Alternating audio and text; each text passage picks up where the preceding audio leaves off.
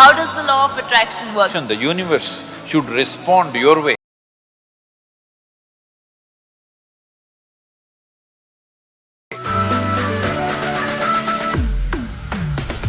You can determine your destiny, that's what being human means. If you transcend the limitations of your own logical mind, what is there is here, what is here is there.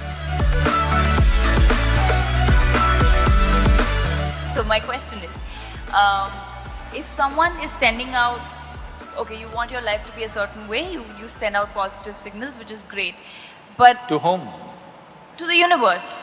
To the universe. Which direction? Up or down? That's what I'm asking. How does the law of attraction work? Does it really work? Law of attraction is something that happens between opposites. Yes?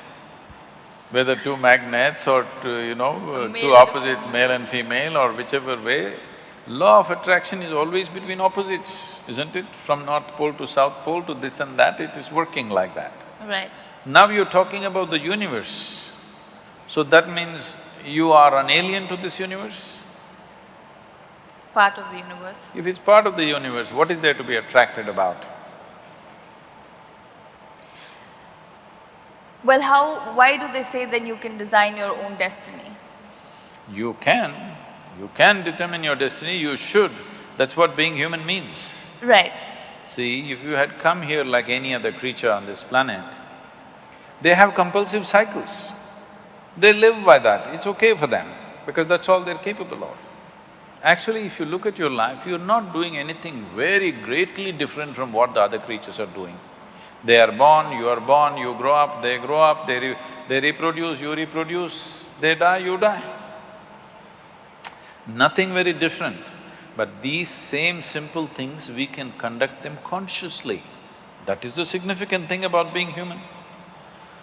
The moment you conduct it, let's say you conduct your hand consciously, now this hand will do what you want, isn't it? You won't simply sit here and do like this. Now this hand will do what you want. Suppose you conduct your thought consciously, now your thought will do what you want. If your thought was doing what you want, how would you keep yourself blissful or miserable? Blissful. Blissful. Yeah. If you're blissful, would you go in search of happiness? So these things that people think are the greatest things in their life, to be peaceful, joyful, nonsense, wouldn't mean a thing to you because you're blissful. But you can't say that to them, they'll feel insulted. You have to… You have to play the tunes. But essentially, if your thought and emotion was taking instructions from you, you would keep yourself in the highest level of pleasantness, whatever that is, isn't it? Correct. Yes. If that happened, your entire life process will come to an ease, total ease. Right now, this is because you're a crouching tiger. You have to go get something, always. There is nothing to get. If you sit here, your life is complete. Now it's at ease, total ease. When it's in this kind of ease, it will become perceptive. Now, just pursuing a profession, making money, or even being joyful, or being loving, or falling in love, nothing means anything to you because just sitting here, the highest level of pleasantness is happening to you. So what would you do with that life? Naturally, you would explore something that is not in your perception right now. This is how spiritual process begins. This is how you take charge of your life. Now you wish for something, it happened. I want you to know this. For most people, at least 50% of what they wish happens. It is just that they are focusing on a few things that did not happen. If you want to be fair, in a reasonably well-settled society, 90% of what they wish happens. It is the 10% they're complaining about. Yeah. Hello? Isn't it so? Yeah. 90% of your life is happening the way you want it. The 10% you're cribbing, you're never enjoying the 90% because this 10% did not happen the way you want it. Yeah. So already, to a large extent, you're in control of your destiny. A little is going off, but that little can bother you. Let's say you have to drive 100 kilometers. 90 kilometers, you went properly where you want to go. At the 91st kilometer, you crashed. Still it's not good, isn't it? Yeah.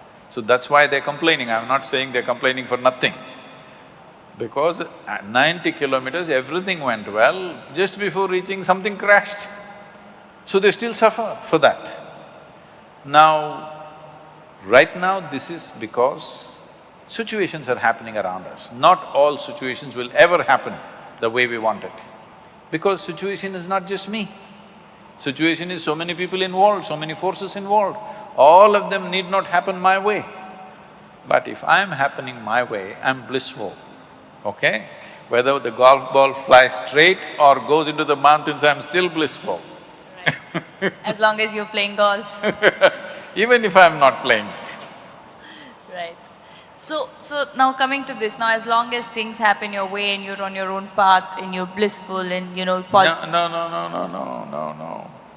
I'm not saying as long as things happen your way, you will be blissful. If No, you're blissful, things will it happen. doesn't matter which way it happens. Right, Whichever way it happens, you're blissful. right. See, this is essentially, the world has put cart before the horse. You tell me, it is easier to take charge of yourself or it's easier to take charge of all these people?